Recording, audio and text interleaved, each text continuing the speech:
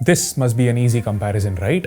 The POCO X3 Pro is for hardcore gamers, the Note 10 Pro Max is for everyone else, right? Well, that's what I thought, but unfortunately, that's not exactly how it is. And that made my job difficult. I had to work a lot harder on this video. But I guess it's fine as long as you great souls subscribe and hit the bell icon. Anyway, let's look at the performance aspect first. Snapdragon 860 versus 732G. The 860 is clearly the faster option, but faster doesn't necessarily mean better. Yes, this is undoubtedly the fastest phone under 20,000 rupees. Even heavy games like PUBG are handled with ease. You get constant 60 FPS, not just at smooth graphics, but at Ultra HD graphics. Well, I'll say it again. The X3 Pro can do Ultra HD plus extreme graphics quite well.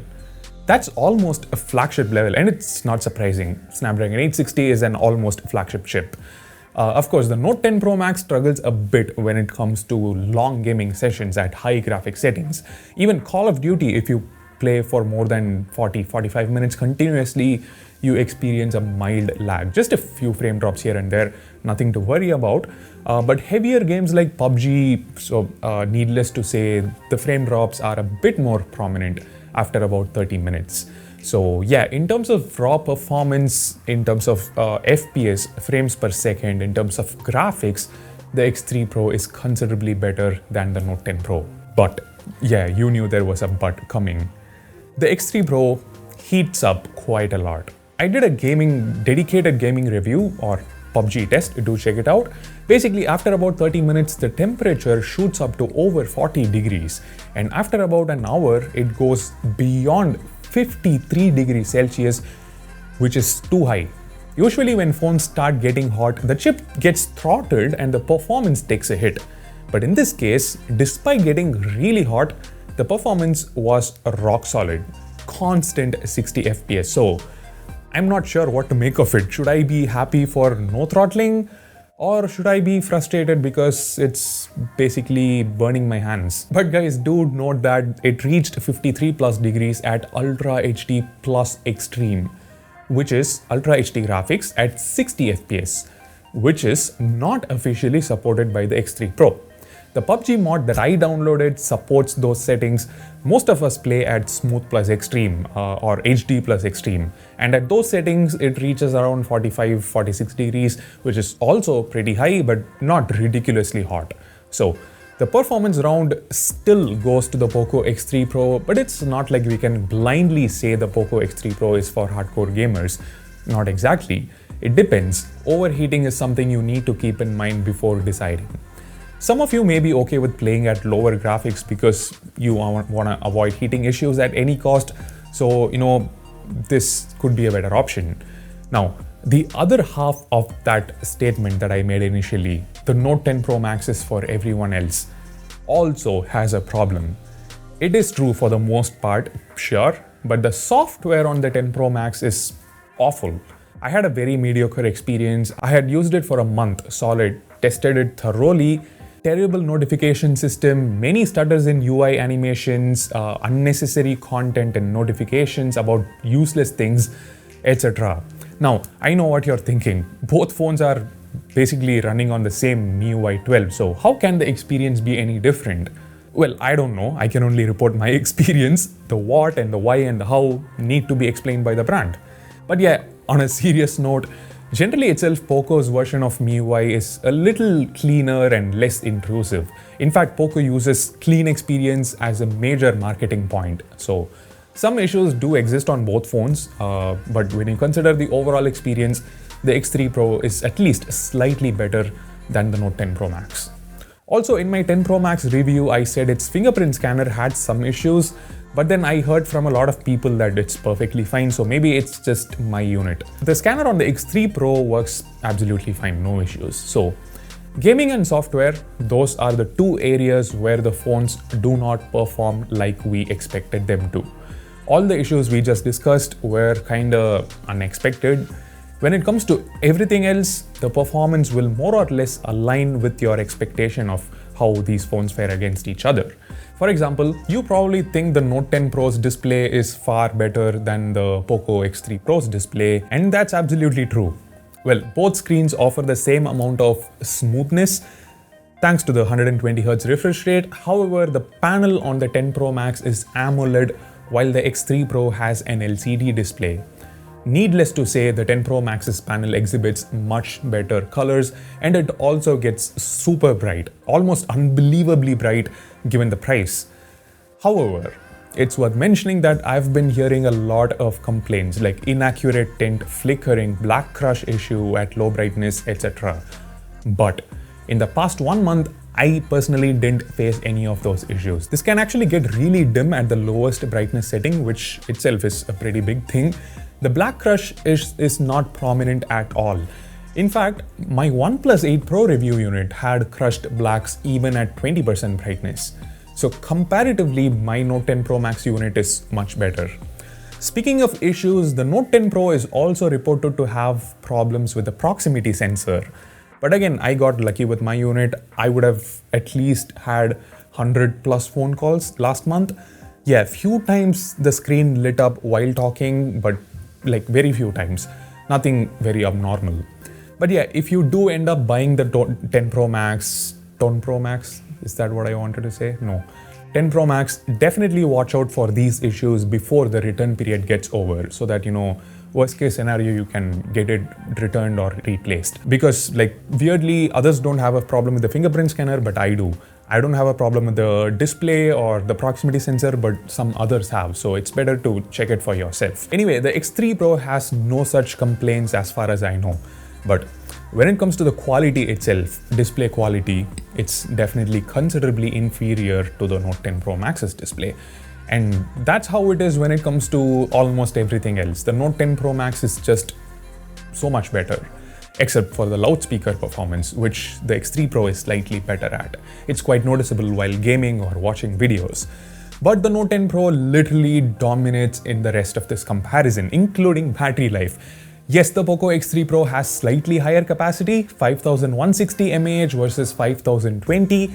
But remember, the X3 Pro has a considerably faster chip, an LCD display, and it also overheats, which means there is a significant battery drain. Still lasts one full day on medium usage, but for super heavy usage, you need to switch to 60 Hz to get to the end of the day. But the Note 10 Pro Max is something else. Spoke about it in my review as well. Even at 120 Hz, it lasts one full day on super heavy usage. As you can see, 7 hours screen on time with 12% charge left. On medium to heavy usage, I ended the day with about 40% charge left. Switch to 60 Hz and it gets even better. Now, the camera performance is no different. The Note 10 Pro and Pro Max nailed it this time. By the way, I tested the Note 10 Pro Max. That's what I have with me right here, but there is only one difference between the Note 10 Pro and Pro Max. The 10 Pro uses a 64 megapixel unit, while the 10 Pro Max uses a 108 megapixel unit. The POCO X3 Pro, on the other hand, literally on my other hand, uses a 48 megapixel main camera, which might sound inferior, but trust me, it's no slouch. It performs almost as good as the Note 10 Pro Max's 108 megapixel sensor in several situations. Not all, but many. In fact, in some cases it performs better. For example, low-light photography. The X3 Pro gets brighter results. The reason for this is the size of the individual pixel is larger on the X3 Pro's 48 megapixel sensor.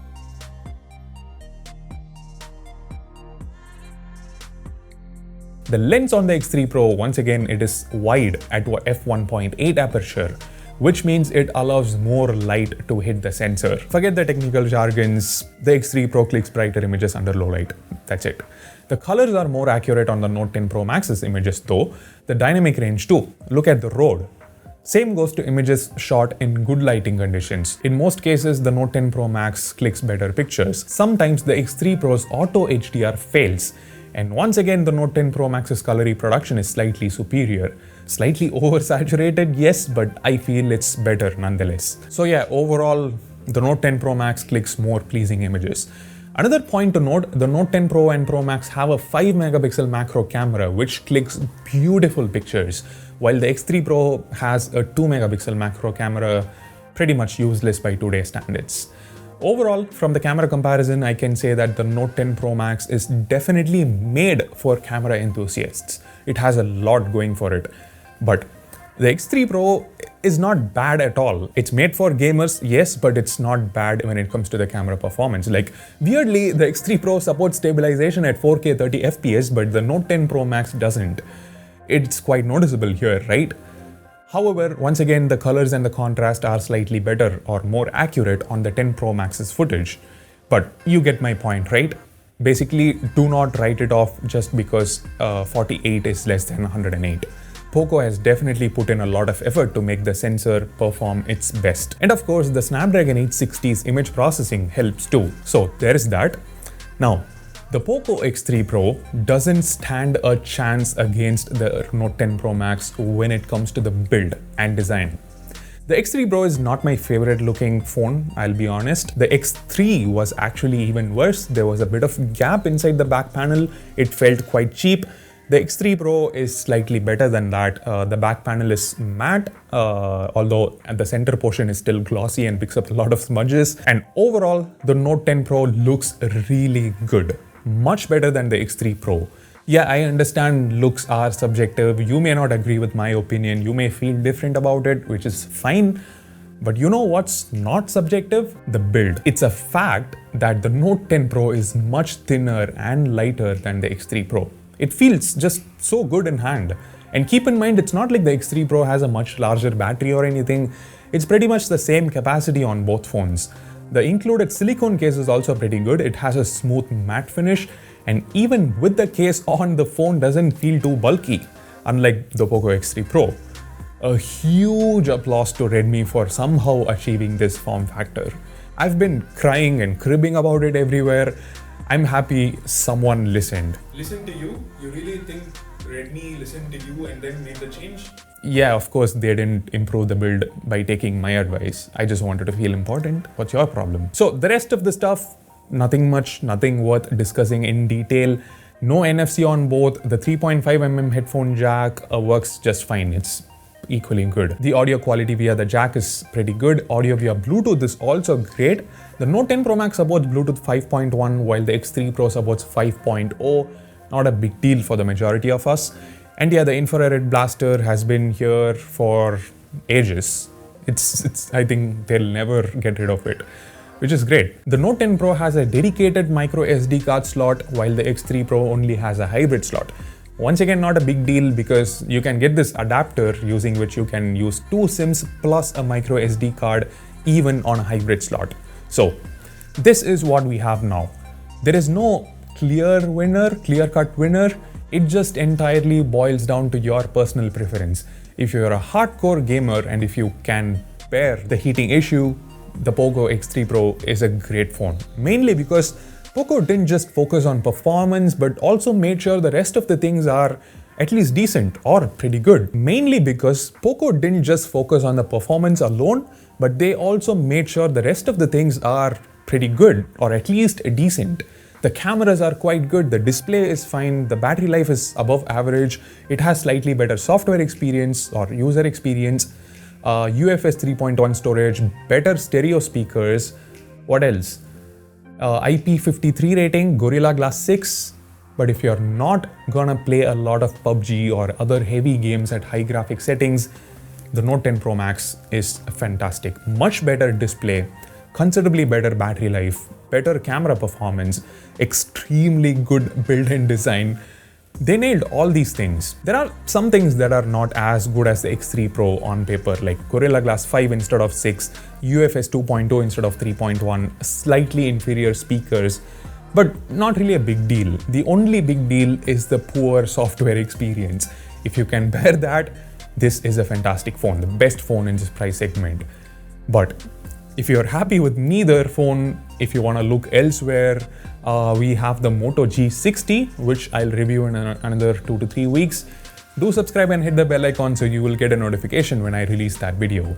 For now, thanks for watching. Hope you found this video useful. Please take care, wear a mask, maintain social distancing.